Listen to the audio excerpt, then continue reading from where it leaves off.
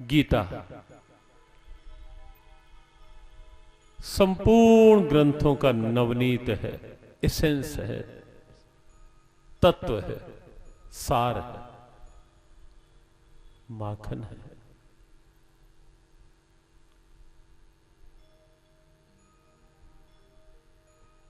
जीवन की बात बहुत सीधे शब्दों में जीवन के साथ,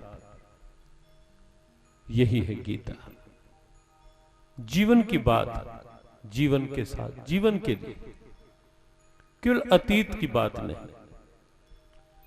और यही कारण है गीता कभी भी किसी भी समय में किसी स्थान के लिए, किसी व्यक्ति के लिए ना तो ये ग्रंथ अप्रासंगिक हुआ है और ना ही कभी किसी काल में ये अप्रासंगिक होगा। ये 100% सत्य है। ये ग्रंथ तब जितना रेलेवेंट था, तब जितना प्रासंगिक था, उससे कहीं कहीं अधिक इसकी प्रासंगिकता आज है।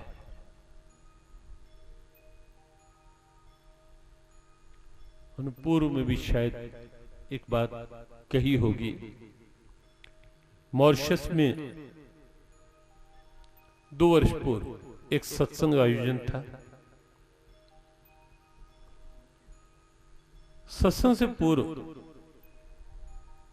वहां के एक मंत्री एक दिन 2 शब्द जब माइक में कहने लगे, बड़ी अच्छी बात कही उन्होंने। मॉरिशस के मंत्री थे। वो कहने लगे कि हो सकता है कि समय पाकर मुकेश के गीतों की चमक कम हो जाए, मोहम्मद रफी के गीतों की चमक कम हो जाए। हो सकता है कालांतर में, काल के दौर में, काल के फेर में, समय की स्थितियों में हो सकता है उन गीतों की प्रासंगिकता धीरे धीरे कम पड़ जाए, कम हो जाए। लेकिन उन्होंने बहुत हर्षित और गर्वित स्वर में कहा कि मुझे नहीं लगता कि भगवान श्री कृष्ण के गाए गए इस गीता रूपी गीत की चमक कभी किसी काल में, किसी युग में और किसी स्थान में कम हो, ऐसा नहीं लगता। और ये बिल्कुल सत्य है। इस गीत की चमक कभी कम नहीं हुई, कभी कम नहीं होगी। ये गीत दिव्य है। ये गीत एक ऐसी आवाज है दिव्यता की जो किसी साधारण मुख से नहीं, या स्वयं पद्मनाभस्य मुख पद्माद्रि निःसृता। महर्षि वेदव्यास कहते हैं, गीता सुगीता कर्तव्या किमन्य शास्त्र विस्तरे। ए मानव, छोटा सा जीवन है तेरा, कहां तक तू विस्तार में भ्रमण करता रहेगा? तो इस गीता को ही अपने जीवन का सुगीत क्यों नहीं बना लेता? तो इस गीता को ही अपने जीवन में क्यों नहीं ढाल लेता?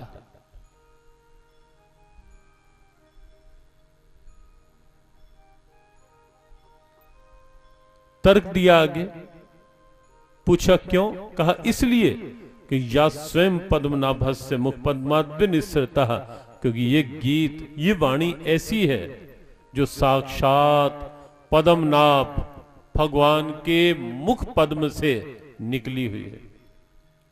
कमलनाभ भगवान के मुख कमल से निकली हुई ये दिव्य वाणी है। इसलिए मानव, तेरा सर्वतोमुखी, सर्वतो भावेन, सर्वांगीण तेरा विकास भगवान की इस दिव्य वाणी में निहित है। भगवान जो सबके माता पिता है, पिता हमस्य जगतो माता धाता पितामह। स्वयं गोविंद कहते हैं गीता में, अर्जुन मैं सारे संसार का पिता, माता, पितामह हूं, संपूर्ण विश्व का।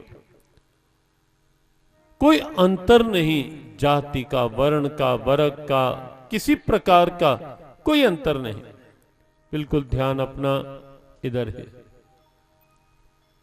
सजग बैठकर शरीर के साथ मन को भी यहीं रखते हुए संकेत किया जा रहा था भगवान की वाणी। और भगवान सबके समान रूप से सुहृद, सबके माता पिता, सबके पितामह, वो एक ही तो है, एक ही परमात्मा। परमात्मा दो नहीं है, परमात्मा एक है। हाँ, आगे भिन्नताएं, विविधताएं, डिफरेंसेस, ये जो भी है, ये आगे अलग अलग शरीरों, जाति शरीर की है, आत्मा की नहीं है। वर्ग वर्ण शरीर के साथ है, आत्मा के साथ नहीं है। ये छोटा बड़ा, निर्धन धनवान, नर नारी, ये सब शरीर के भेद हैं, आत्मा के नहीं, परमात्मा के। वो सबका है, वो सब में है और वो समान है।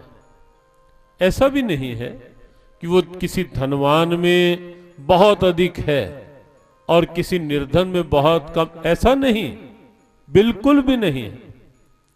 वो समान है, निर्दोषम समम ब्रह्म। गीता में भगवान कहते हैं निर्दोषम ही समम ब्रह्म। ब्रह्म क्या है? निर्दोष और सम सत्ता है। और एक बार तो स्पष्ट सा संकेत, समोहम सर्वभूतेषु न मे द्वेष्योऽस्ति न प्रियः। अर्जुन, मेरे लिए सब प्राणी बराबर हैं, न किसी से द्वेष और न किसी से स्नेह विशेष। समोहम सर्वभूतेषु, मैं सब में बराबर हूं और मेरे लिए सब बराबर है। ये उस भगवान की वाणी है जो सम सत्ता है, जो सब में बराबर है और सब के लिए बराबर है। ये उस भगवान का संदेश है और इसीलिए सर्व कल्याणकारी है, इसीलिए सर्व दुख निवारक है ये संदेश। इसीलिए देश काल पात्र की संकीर्णताओं से बिल्कुल अतीत परम उदार संदेश है यह श्रीमद् भगवत गीता। भगवान का गाया गया गीत, शाब्दिक अर्थ भी श्रीमद् भगवत गीता। श्रीमद् ये आदर सूचक शब्द है। श्रीमन जैसे बोलते हैं, ये सम्मान सूचक शब्द है। भगवत गीता भगवान के द्वारा गाया गया गीत, भगवत गीता। प्रश्न उठता है कि भगवान को क्या आवश्यकता पड़ी गीत गाने की? भगवान ने क्यों गीत गाया? गीत कोई गाएगा किसी अपने किसी स्वार्थ के लिए या किसी भाव के लिए, किसी बात के लिए। भगवान को ऐसा क्या? भगवान ने ये गीत गाया किसी और कारण को लेकर के नहीं, केवल एक ही कारण था भगवान के द्वारा गीत गाया गया, जन जन के कल्याण के लिए, दुखों के निवारण के लिए, केवल इसी। पिता नहीं चाहता कि उनकी संतान दुखी हो। हाँ, अपनी गलतियों से कुछ वो कर बैठे वो अलग बात, लेकिन हर पिता चाहेगा कि मेरी संतान सुखी हो। परम पिता यही चाहते हैं कि जीव दुखी ना हो, ये जीव अशांत ना हो किसी भी तरह से। गीता इसीलिए भगवान के श्रीमुख से निकला गीत है, जीव मात्र के दुखों का निवारण हो, जीव किसी भी तरह से चिंता ना करे। मां शुचा, गीता के सार शब्द जो है वो केवल इतना सा है, मां शुचा। महापुरुषों ने कहा, गीता मर्मज्ञों ने, 18वां अध्याय के 18 अध्याय है गीता के, 18वां अध्याय पूरी गीता का सार है। 66वां श्लोक 18वें अध्याय का सार है और 66वें श्लोक के भी अंतिम दो शब्द मां शुचाह, ये उस श्लोक का भी सार है। अर्थात संपूर्ण गीता का सार मां शुचाह, तू शोक मत कर, तू दुखी मत हो। ये गीत इसलिए भगवान के द्वारा गाया गया कि ये जीव दुखी नहीं हो, ये जीव चिंता में ही नहीं लगा रहे, निश्चिंत जीवन जी सके।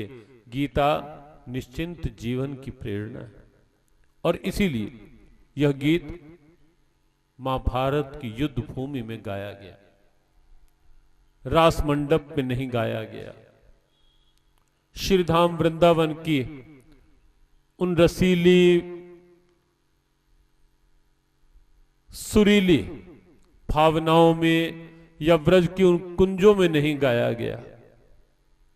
निधि वन में जहां स्वामी हरिदास जी महाराज के संगीत की दिव्यता में कन्हैया कई बार नृत्य करते और बिहारी जी के रूप में प्रकट भी हुए, जहां ये गीत वहां भी गा सकते थे कि उससे सुरम्य, उससे सुरीला रसीला वातावरण कदाचित और कहीं सुलभ होगा या हो, लगता नहीं। बहुत सुरीला सुरम्य वातावरण है। आज भी कभी आप निधिवन जाएं,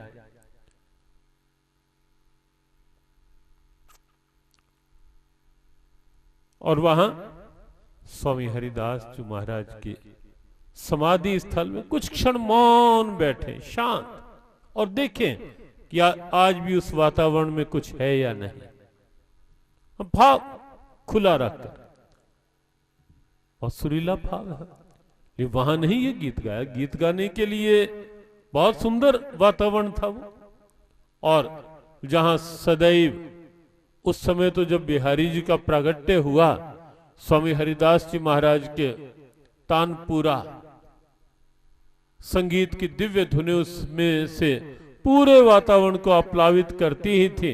आज भी वो वातावरण वहां का संगीत में है अपने आप, भले ही संगीत बज रहा हो या नहीं, लेकिन वातावरण में आज भी वहां संगीत गूंजता हुआ लगता है।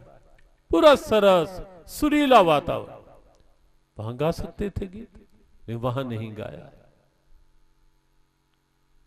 द्वारका जी में गा लेते, महाराज अधिराज थे, सब कुछ वहां एक अलग भाव का था, वहां गा लेते, वहां भी नहीं गाया। ये गीत गाया कुरुक्षेत्र में आकर के,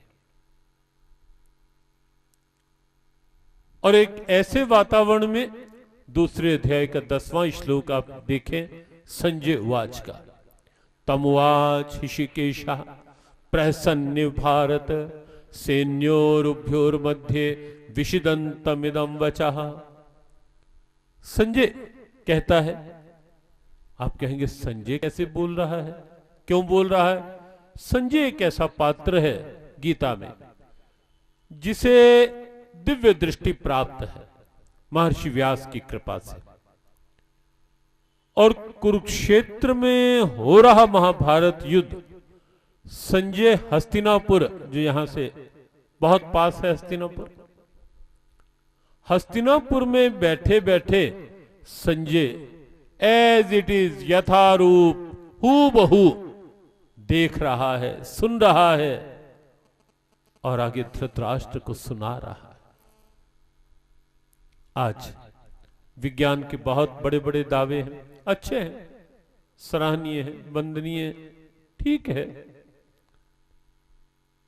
स्क्रीन या एलसीडी और कहीं का दृश्य कहीं सीधे प्रसारण के रूप में साथ ही साथ उस पर आ जाता है, लेकिन वहां कोई एलसीडी तो है ही, लेकिन संजय के सामने कोई एलसीडी नहीं थी, कोई वीडियो स्क्रीन नहीं, कुछ भी नहीं था।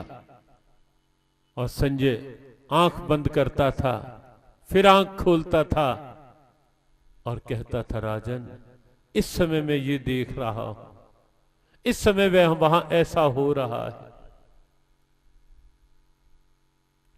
महाभारत युद्ध से पूर्व महर्षि वेदव्यास आए थे, घटना आप सब जानते हैं, विस्तार की आवश्यकता नहीं।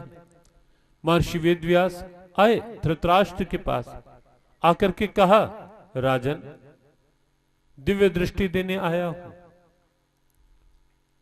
कुरुक्षेत्र आप जा नहीं पाओगे, इन आंखों से कुछ देख भी नहीं पाओगे, चले भी जाओ। मैं ऐसी दृष्टि दे रहा हूं कि यहीं बैठे बैठे पूरा महाभारत युद्ध जो हो रहा होगा देख लोगे। धृतराष्ट्र ने इनकार किया, कहा महर्षि मुझे तो नहीं चाहिए दृष्टि। महर्षि व्यास ने कहा, राजन वो क्यों? धृतराष्ट्र ने कहा, महर्षि मैं नहीं लेना चाहता। एक आश्चर्य सा तो लगता है कि महर्षि व्यास जैसा ऋषि चल करके आए। धृतराष्ट्र का तो ऐसा कोई पुण्य था नहीं कि ऐसी दिव्य ऑफर सामने की जाए, ऐसा कुछ भी नहीं था उसके पास। तो हठधर्मी, अहंकारी, पक्षपाती, मोह आसक्त, पुत्र मोह, सिंहासन मोह, बुराई और अच्छाई में जरा सा भी भेद न करने वाला धृतराष्ट्र, बाहर और अंदर दोनों तरफ से दृष्टिहीन धृतराष्ट्र, कुछ भी तो नहीं था ऐसा। सारी की सारी वृत्तियां धृतराष्ट्र के अंदर डेरा डाली हुई थी। ईर्ष्या थी, द्वेष था, आवेश था, आक्रोश था, अहम था, आसक्ति थी, लोभ था, सब की सब वृत्तियां धृतराष्ट्र के अंदर डेरा डाले हुए थे। लेकिन फिर भी महर्षि वेदव्यास धृतराष्ट्र को कहते हैं, राजन दिव्य दृष्टि